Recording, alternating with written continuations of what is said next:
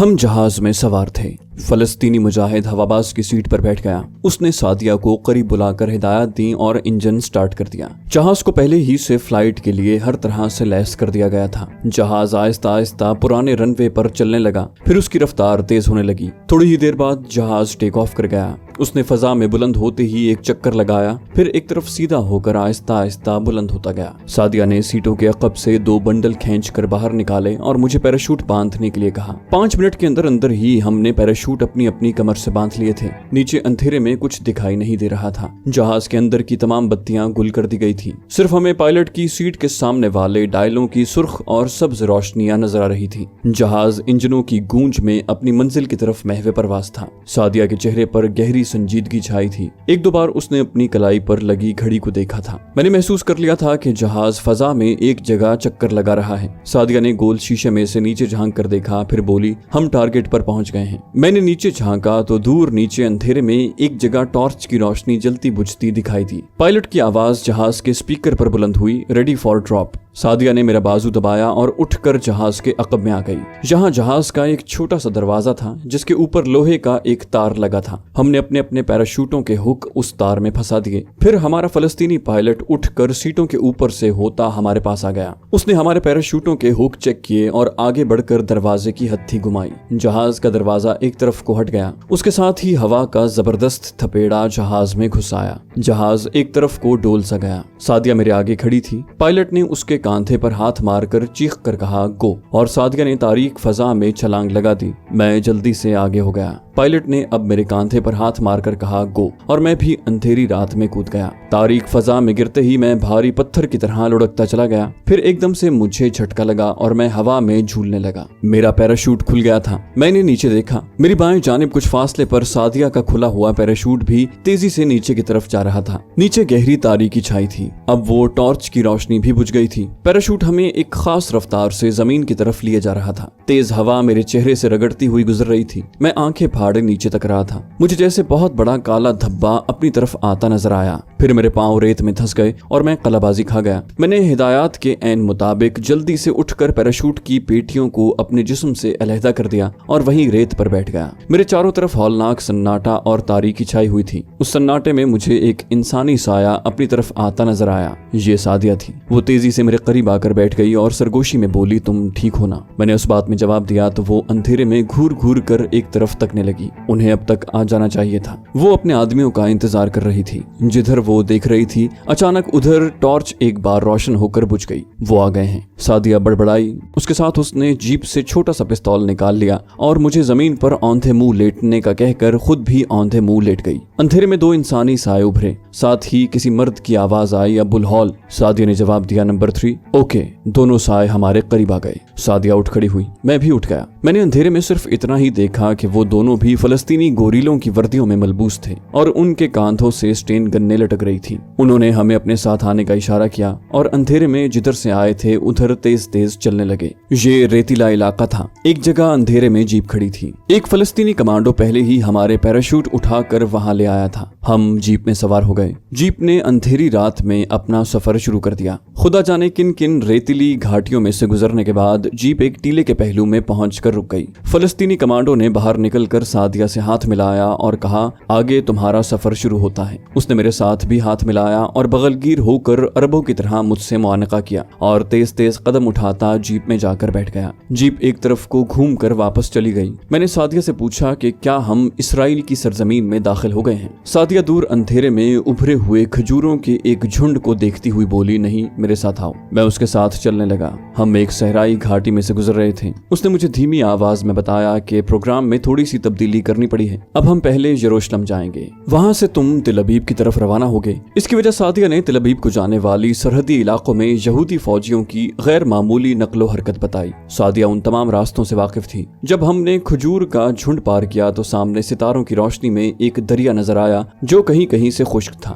وہاں پانی نہیں چمک رہا تھا۔ سعدیہ نے بتایا کہ اس دریا کے پار مسلمانوں کے یروشلم کا علاقہ شروع ہو جاتا ہے۔ دریا میں جہاں خشک ٹاپو बने हुए थे वहां से हमने दरिया पार कर लिया। दरिया का पाट वैसे भी बहुत छोटा था। दरिया के दूसरे किनारे पर खजूरों का बाग था जिसकी मिट्टी की दीवार कद्दे आदम थी। हम उस दीवार की ओट से होकर आगे निकल गए। आगे मिट्टी और रेत के बड़े बड़े तोदे खड़े थे। जब हम उन तोदों की दूसरी तरफ आए तो कुछ फासले पर किसी शहर की झिलमिलाती रोशनियां सितारों की तरह चमक रही थी। सादिया ने मेरा हाथ दबाते हुए कहा, ये यरूशलेम का मुस्लिम इलाका है। यहाँ हमारे एक फलस्तीनी मुजाहिद को हमारी इत्तला दे दी गई है। वो हमारे इंतजार में होगा, लेकिन आगे इसराइली नाइट गार्ड से मुठभेड़ हो सकती है, इसलिए खबरदार आवाज मत निकालना। वो भी चुप हो गई। यहाँ कहीं कहीं खेत थे जिनमें ऊंची फसल उगी हुई थी। खजूर के दरख्त तारीक रात में खामोश खड़े थे। सादिया उस रास्ते के तमाम नशीब फराज से वाकिफ थी। वो मुझे लेकर एक खुश्क नाले में उतर गई। ये नाला आगे से घूमता हुआ पुराने यरूशलेम की फसील के करीब जा निकलता था। सादिया फसील से कुछ दूर पीछे ही नाले के पीछे से निकल आई।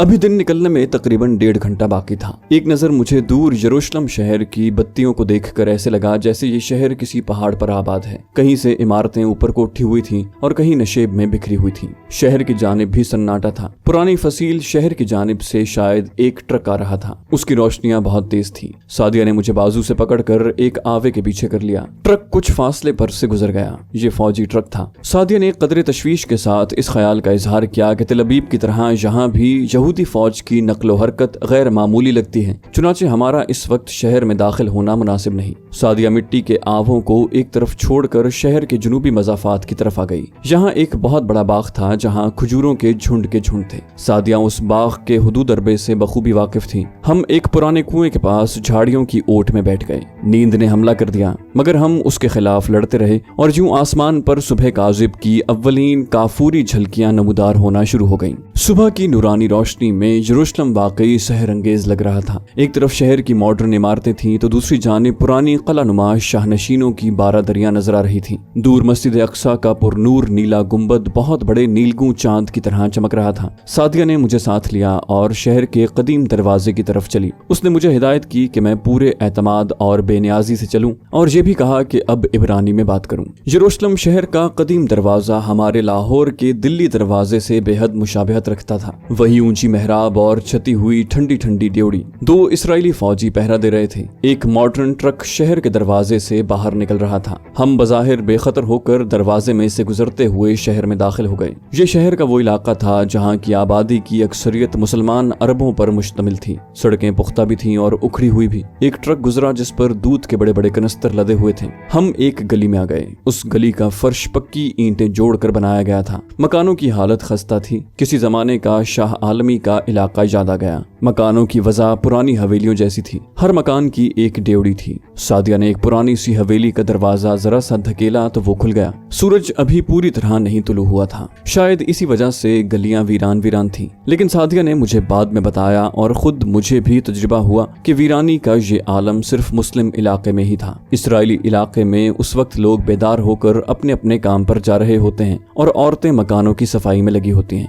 जिस मकान में हम दाखिल हुए वो एक फलस्तीनी कमांडो का मकान था जो पुराने यरूशलेम में कपड़े के व्यापारी की हैसियत से रह रहा था। पक्की उम्र का शामी अरब था। सादिया ने उससे मेरा तारुफ करवाया तो मुझ पर एक उचटती सी निगाह डालकर सीढ़ियां चढ़ने लगा। दूसरी मंजिल में दालान के पहलू में 2 कमरे थे। हमारे लिए पहले से वहां बिस्तर लगे थे। हम बिस्तरों पर गिरते ही गहरी नींद सो गए। दोपहर को फलस्तीनी कमांडो ने आकर मुझे जगाया। मैंने शेव बनाई, गुस्ल किया, दूसरा सूट पहना और बैठक में आ गया। सादिया पहले से तैयार हो चुकी थी। हमने मिलकर नाश्ता किया। नाश्ते से फारिग होकर हम यरूशलेम के बड़े बाजार में आ गए। अब शहर बेदार हो चुका था। मैंने दुकानों के बाहर अरबी और इब्रानी में साइन बोर्ड लगे देखे। अगरचे इस इलाके में ज्यादा तादाद मुसलमान अरबों की थी, लेकिन यहूदी भी पुरानी वजह का लिबास पहने आ जा रहे थे। यहाँ से हमने एक टैक्सी ली और इसराइली अक्सरियत के इलाके में आ गए। यहाँ सादिया का छोटा सा फूड स्टोर था। उसका नाम लेवी फूड स्टोर था। स्टोर के ऊपर उसका 2 बेडरूम वाला फ्लैट था जहाँ वो रिहाइश पजीर थी। शाम को वो किसी आर्ट सेंटर में बैले डांस की तरबियत देने जाती थी। 2 दिन तक मैंने सादिया के फ्लैट में क़याम किया और तेल अवीव के बारे में मजीद मालूमात का बगौर मुताला किया। इस दौरान में सादिया ने तेल अवीव में मुकीम अपने एजेंट सोलमी से फोन पर बात करके मेरी आमद की खबर कर दी। अब आगे मुझे तन्हा सफर करना था। मैंने एक कारोबारी आदमी की तरह हवाई जहाज से ही सफर करना मुनासिब समझा। यरूशलेम से तेल अवीव तक मैंने इसराइली एयरलाइन के तैयारे में सफर किया।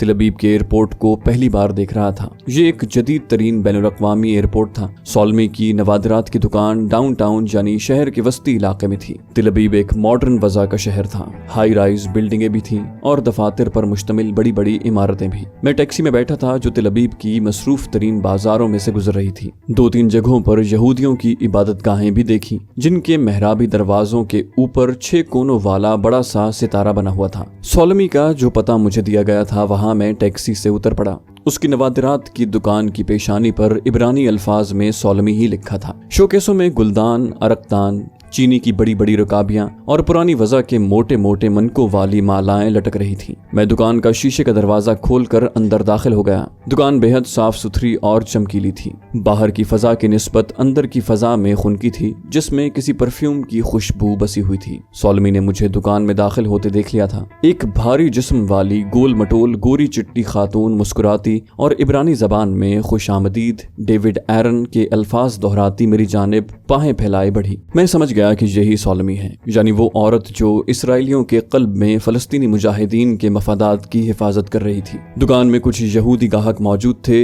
जिनको सोलमी की 2 सेल्स गर्ल्स नवादिरात दिखा रही थी। उन्होंने भी एक बार गर्दनें घुमा कर देखा कि सोलमी इतनी गर्मजोशी से किसका खैर मकदम कर रही है। सोलमी मेरे हाथ पकड़े जोर जोर से मुसाफा कर रही थी। उसका चेहरा खुशी से खिला हुआ था। उसने अपनी सेल्स गर्ल्स की तरफ देखा और बाजू उठाकर इब्रानी में कहा, लड़कियों, तुमने डेविड एरन को नहीं पहचाना? अरे इन्हीं के साथ तो मैंने अपना कारोबार शुरू किया था। एक अरसे के बाद लंदन छोड़कर मेरे पास आए हैं। अब ये हमारे साथ मिलकर काम करेंगे। फिर उसने कैकहा लगाकर मेरी पीठ पर जोर से हाथ मारा। डेविड, तुम पहले से ज्यादा खूबसूरत हो गए हो। वो मुझे कुशां कुशां अपने ऑफिस में ले गई, जो दुकान के अंदर ही एक तरफ बना हुआ था। उसने शीशों के पर्दे छोड़ दिए और इंटरकॉम पर किसी को कॉफी लाने के लिए कहा। अब वो एकदम संजीदा हो गई थी, जैसे मुझे पहली बार देख रही हो। उसने कोई बात कहे बगैर मेज की तरह से एक निकरई छल्ला निकाला, जिसमें 2 बड़ी और एक छोटी चाबी लगी थी। छल्ले के साथ प्लास्टिक का एक 6 कोनों वाला स्टार लटक रहा था, जिस पर 301 का नंबर लिखा था। गोरियान क्यूलर अपार्टमेंट्स में ये तुम्हारे फ्लैट का नंबर और चाबी है। सारे मामला तय कर लिए गए हैं। तुम वहाँ डेविड एरन यानी सोलमी के चीफ पार्टनर की हैसियत से रिहाइश इख्तियार करोगे।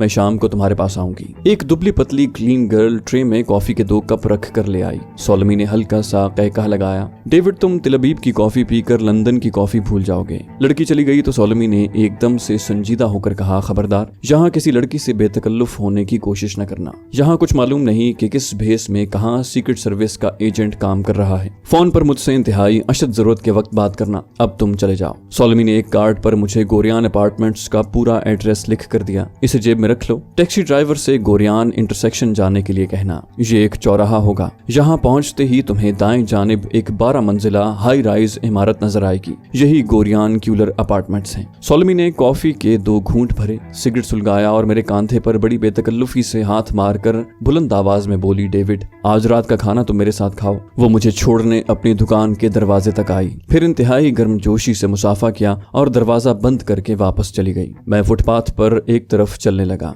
धूप निकली हुई थी, फजा में गर्मी थी, मगर छते हुए फुटपाथों की छांव में ठंडक सी थी। दुकानें जदीद और कदीम दोनों वजह की थी। नए नए मॉडल की कारें सड़क पर से गुजर रही थी। इसराइली लड़कियां मगरबी वजह के लिबास और जीन्स और टी शर्टों में मलबूस तेज तेज कदम उठाती चली जा रही थी। उनके सुनहरी बाल चलते में उछल रहे थे। कई दुकानों के बाहर आरामदेह कुर्सियों पर मैंने बूढ़े यहूदियों को देखा कि पुरानी वजह की टोपियां और जुब्बे पहने तस्बीह का विरद करते ऊँग रहे थे। वीडियो और ऑडियो कैसेट्स की दुकानों में अमरीकी गानों की तेज आवाजें लय ताल के साथ गूंज रही थी। कहीं कहीं पुलिस के कांस्टेबल भी नजर पड़े। चौक में मुझे एक खाली टैक्सी मिल गई। मैंने पिछली सीट पर बैठते ही उसे गोरियान इंटरसेक्शन चलने को कहा। ये बात मैंने अमेरिका में भी देखी थी। वहां भी चौक को किसी ऐसी सड़क के नाम से इंटरसेक्शन के तौर पर बुलाया जाता था कि जो उस चौक को काट कर गुजर रही हो। तिल अबीब के बाजार यूरोप के बाजारों की याद दिला रहे थे। लोग सेहतमंद और खुश शक्ल थे। उनकी शक्लों से खुशहाली टपक रही थी। औरतें और मर्द यूरोपीय लिबास में थे।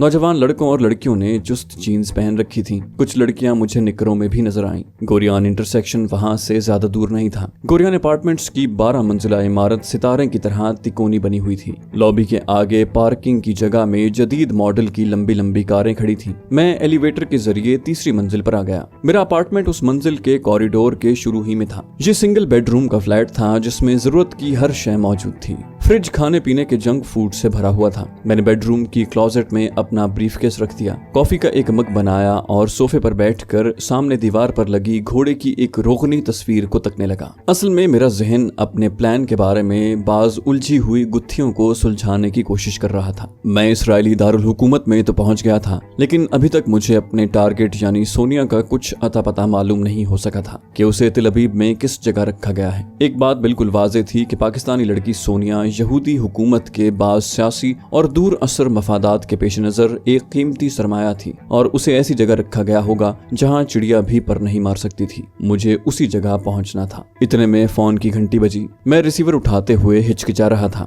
जहां मेरे आते ही ये किसका फोन हो सकता है? मैं अभी अभी अपनी खुफिया एजेंट सोलमी के पास से उठकर आ रहा था। अगर कोई जरूरी बात होती तो वो मुझे बता देती। उसका फोन नहीं हो सकता। फिर मुझे ख्याल आया कि सादिया का फोन हो सकता है, उसने यरूशलेम से मुझे फोन किया हो। लेकिन इतना मुझे मालूम था कि खुफिया एजेंट दुश्मन के पेट में बैठकर यूं एक दूसरे से फोन पर बात नहीं किया करते। फोन की घंटी मुसलसल बज रही थी। ये सोचकर कि हो सकता है कि मेरे लिए कोई जरूरी पैगाम हो, मैंने रिसीवर उठा लिया। मेरे हेलो कहने पर दूसरी तरफ से कोई ना बोला। साफ मालूम हो रहा था कि दूसरी तरफ किसी ने रिसीवर उठा रखा है। मुझे एक इंसान के बाकायदा सांस लेने की आवाज आ रही थी। मैं भी चुप हो गया, मगर फोन बंद न किया। लाइन बिल्कुल साफ थी। कोई इसी शहर से फोन कर रहा था। मगर ये कौन था जो फोन की घंटी देने के बाद चुप हो गया था? अगर वो मेरी मौजूदगी की तस्दीक चाहता था तो उसे मेरी जानिब से हेलो की आवाज सुनते ही फोन बंद कर देना चाहिए था, लेकिन ऐसा भी नहीं था। उस पुरस्कार शख्स ने फोन बंद नहीं किया था। उसके सांस लेने की आवाज बराबर आ रही थी। मैं हमतन गोश होकर उसकी आवाज सुन रहा था। फिर दूसरी तरफ से लाइन काट दी गई। 2 सेकंड तौक़ुफ़ के बाद मैंने भी रिसीवर रख दिया। मुझे तशवीश हुई कि मामला कहीं गड़बड़ तो नहीं हो गया, कहीं इसराइली सीक्रेट सर्विस को मेरी आमद का इल्म तो नहीं हो गया। मैं उठकर कमरे में टहलने लगा। सोचा सोलमी से फोन पर बात करूं, मगर अब मेरा फोन करना किसी तरह मुनासिब नहीं था। यकीनन मेरा फोन टेप हो रहा था। सोलमी ने शाम को मेरे फ्लैट में आने को कहा था, मगर मैं शाम तक इंतजार नहीं कर सकता था। पुरस्कार कॉल ने मुझे शक्को शुबे में मुब्तला कर दिया था। मैं बेडरूम में गया, क्लोजेट खोलकर ब्रीफकेस में से तमाम जरूरी चीजें निकालकर कोट की अंदरूनी जेब में रखी और फ्लैट को ताला लगाकर टैक्सी पकड़कर सीधा सोलमी की नवादिरात की दुकान पर जा पहुंचा। मुझे इतनी जल्दी दुकान में देखकर सोलमी को ताज्जुब हुआ, लेकिन फौरन मुस्कुराने लगी और मेरा बाजू पकड़कर मुझे अपने ऑफिस में ले गई। ऑफिस में आते ही वो शदीद बरहमी के साथ बोली कि मुझे यूं थोड़ी देर के बाद वापस नहीं आना चाहिए था। मैंने माजरत करके उसे पुरस्कार फोन कॉल के बारे में बताया तो उसका गोल चेहरा गहरी सोच में डूब गया। उसने सिगरेट सुलगाकर एक गहरा कश लिया और ऑफिस के दरवाजे की तरफ घूरती हुई कहने लगी, तुम अपने फ्लैट पर जाओ, जब तक मैं इशारा न दूं मेरी शॉप पर हरगिज मत आना। वो हल्के हल्के हंसती मुझे बाजू से थामे ऑफिस से बाहर निकली और दरवाजे की तरफ बढ़ी। दुकान में सेल्स गर्ल्स और 2 गाहक मौजूद थे। दुकान के दरवाजे के पास आकर उसने सरगोशी की कि शाम को तुम्हें मेरा खुफिया पैगाम मिल जाएगा। मैं दुकान से निकलकर फुटपाथ पर चलने लगा। अब मुझे खामखा एहसास हो रहा था कि कोई मेरा पीछा कर रहा है। मैं किसी की निगाहों में हूँ। मेरा गुमान गलत नहीं था, क्योंकि जब मैं अपने फ्लैट में पहुंचा तो देखा कि वहां हर शय उलट पलट थी। किसी ने मेरी अदम मौजूदगी में फ्लैट में घुसकर एक एक शय की तलाशी ली थी। मेरे ब्रीफकेस में से मेरी जाली कारोबारी फाइलें, टी शर्टें, टाइयां, परफ्यूम की शीशी और दूसरी चीजें बाहर बिखरी पड़ी थी। बिस्तर का गद्दा भी उलट दिया गया था। फ्रिज की भी एक एक शीशी को निकाल कर देखा गया था। मशरूब की 2 बड़ी बोतलों को तोड़कर मशरूब सिंक में बहा दिया गया था। मैंने तजब्जुब और तफक्कुर के आलम में सारी चीजों को फिर से तरतीब से लगाया और कालीन पर कदमों के निशान देखने की कोशिश की, मगर कालीन पर जूतों के निशान कहां से आ सकते थे, जबकि तिल अबीब की किसी सड़क किसी फुटपाथ पर गर्द का जर्रा तक नहीं था। फिर कारपेट और किचन को जाते रनर दोनों का रंग निस्वारी था। ये हकीकत खुलकर सामने आ गई थी कि ये काम यहाँ की सीक्रेट सर्विस का है। मेरी मौजूदगी का इल्म हो चुका है और मेरा पीछा किया जा रहा है। अब किसी भी लम्हे मुझे गोली का निशाना बनाया जा सकता था। अगर दुश्मन ने अभी तक ऐसा नहीं किया तो इसमें भी उनकी कोई मसलहत थी। शायद उसे किसी खास वक्त का इंतजार था। शायद वो मेरे साथ मुंसलिक पूरे सर्कल को पकड़ना चाहते थे। मेरे फ्लैट की अकबी खिड़कियां मेन रोड की तरफ खुलती थी। मैंने उस पर पर्दे खींच दिए थे। कभी कभी मैं थोड़ा सा पर्दा हटाकर सड़क और पार्किंग में खड़ी कारों को एक नजर देख लेता। मुझे वहां कोई शख्स मुश्तबा हालत में खड़ा दिखाई नहीं दिया था। दोपहर के बाद मुझे मुझे भूख लगी तो मैंने फ्रिज में से एक बर्गर निकाल कर खाया और कोक का डिब्बा लेकर सोफे पर बैठकर पीने लगा। फिर मैंने उठकर एक बार फिर गौर से दोनों कमरों की एक एक चीज, एक एक कोने का जायजा लिया। जो शख्स तलाशी लेने आया था उसने वहां अपना कोई मामूली सा निशान भी नहीं छोड़ा था। मैं सोफे पर टांगे फैलाकर नीम दराज हो गया और हालात ने जो नया रुख इख्तियार किया था उसके बारे में सोचने लगा। इस तरह सोचते सोचते सूरज बुलंद इमारतों के पीछे गुरूब हो गया। मैंने उठकर पर्दे को जरा सा हटाकर बाहर देखा। इमारतों और सड़क पर बत्तियां रोशन हो गई थी। मैंने भी अपने कमरे की एक बत्ती रोशन की और सोफे पर बैठकर एक पुराने इब्रानी फैशन मैगजीन के वर्क उलटने लगा। दरवाजे की घंटी बजी। मैंने दरवाजे के सुराख में से झांक कर बाहर देखा। बाहर कोई नहीं था। मैं पीछे हटा तो देखा कि दरवाजे के नीचे से किसी ने एक लिफाफा अंदर खिसका दिया था। मैंने जल्दी से लिफाफा उठा लिया। बेडरूम में जाकर उसे खोला तो उसमें एक सफेद कागज पर कुछ लिखा था। मैंने उन्हें डीकोड किया तो ये तहरीर सामने आई।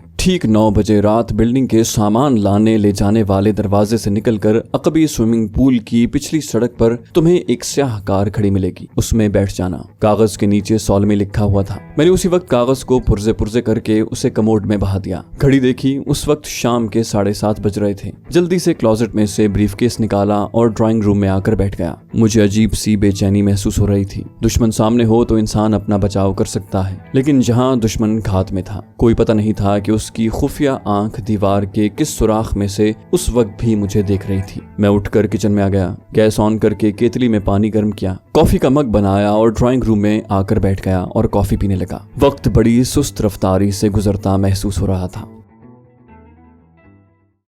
तो दोस्तों, ये थी हमारी आज की एपिसोड। उम्मीद करते हैं आपको हमारी कहानी पसंद आई होगी। जाने से पहले इस वीडियो को लाइक कीजिए और शेयर करना मत भूलिए।